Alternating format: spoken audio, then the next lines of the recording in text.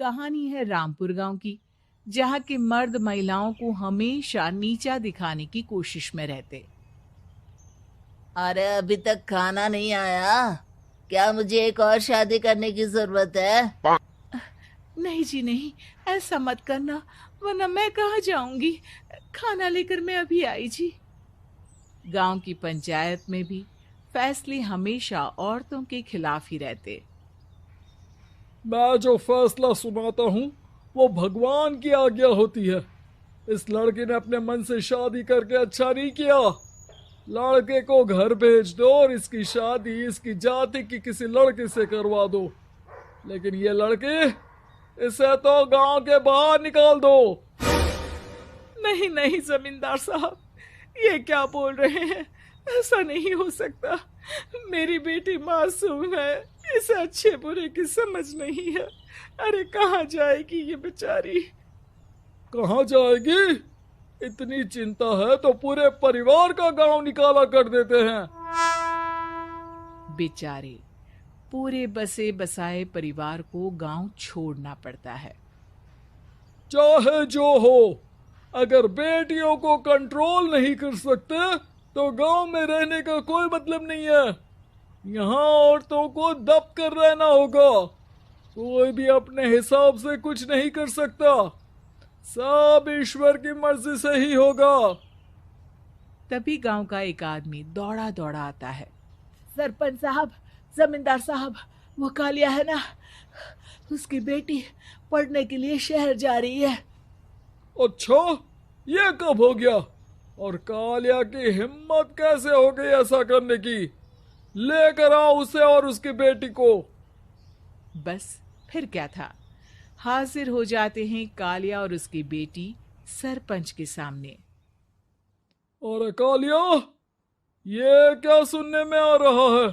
बेटी को इंजीनियर बना रहा है तू?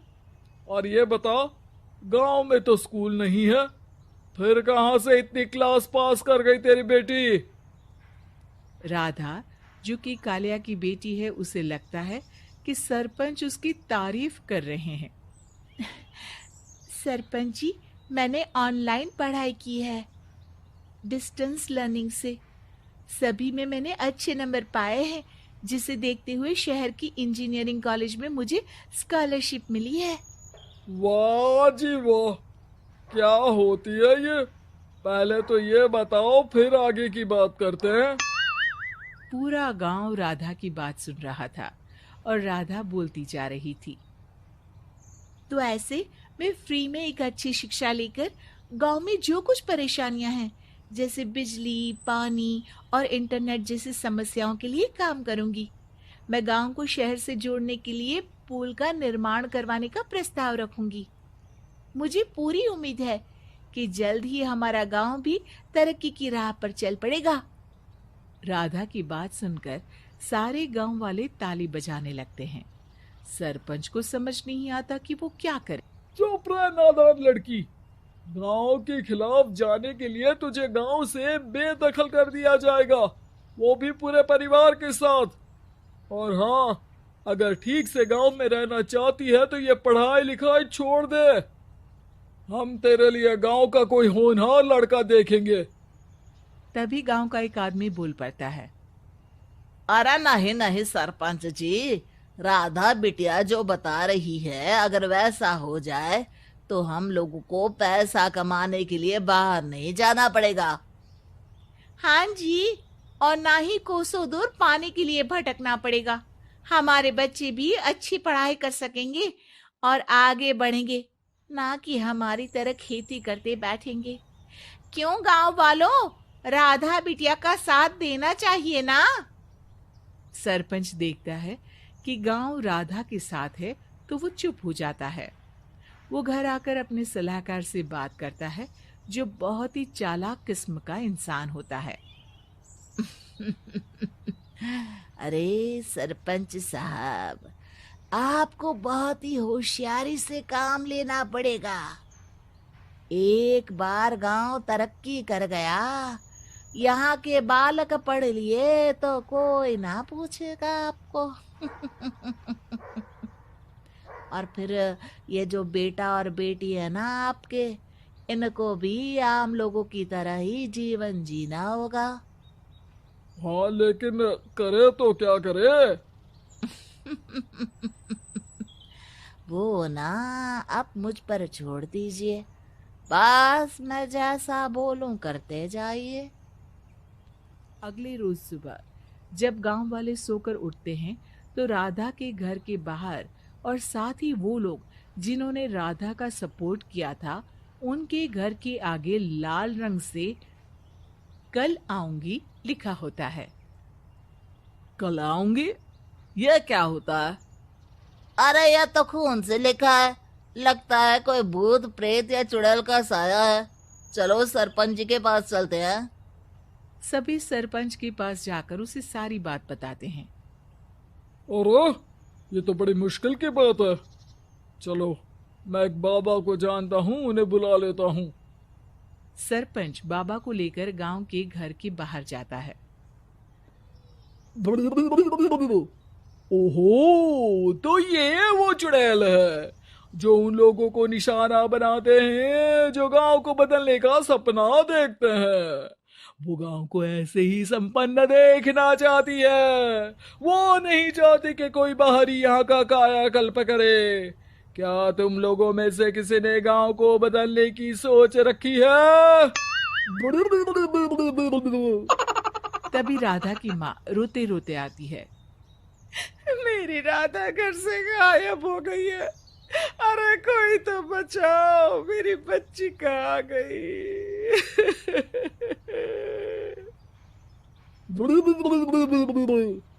ले गई वो चुड़ैल, तेरी बच्ची को ले गई। अब वो उसे श्रापित करके छोड़ेगी, उस पर चुड़ैल का साया हो जाएगा।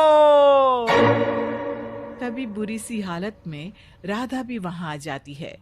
उसके बाल चुड़ैल की तरह फैले होते हैं और कपड़ों में खून लगा होता है। सभी राधा को देखकर डर जाते हैं।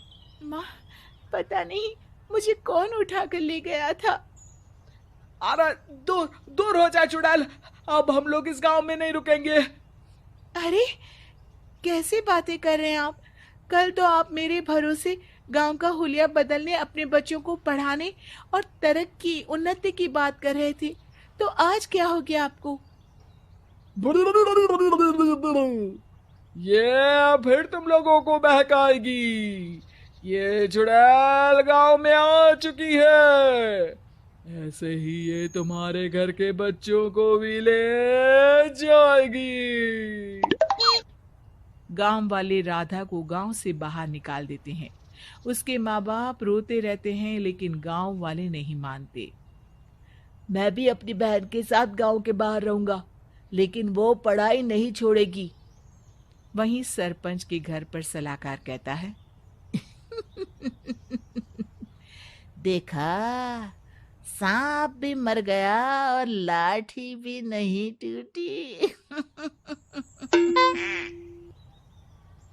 लेकिन अगले ही दिन सरपंच के घर के बाहर भी वही शब्द लिखे होते हैं और फिर सरपंच की बीवी कहती है, हमारी बेटी को किसी ने अगवा कर लिया है।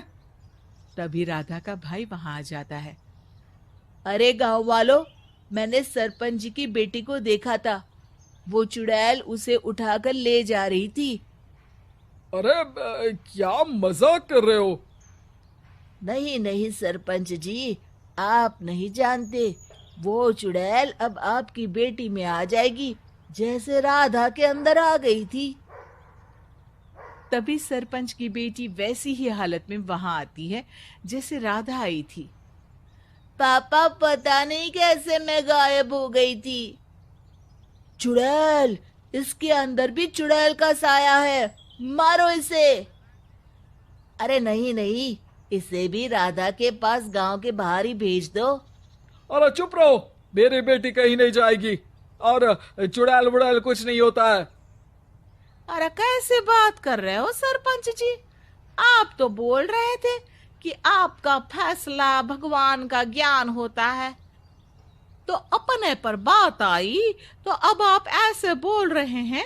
अरे ना ना ना, आपको अपनी बेटी को त्यागना ही होगा। अरे बुलाओ बाबा को। राधा का भाई बाबा को ले आता है, जिसे अब गांव वालों के डर के कारण सच बोलना पड़ता है। मैं कोई बाबा नहीं हूँ, मैं तो मोची था। ये सलाहकार महोदय ने मुझे कहा था एक्टिंग करने को। अब वो मुझे पैसे देने वाले हैं। अब मुझे माफ कर दो। गलती हो गई, मुझे माफ कर दो। तभी वहां राधा आ जाती है। देखा सरपंच जी, जब गांव के बच्चे साक्षर होंगे तो आप जैसे लोगों की चालाकी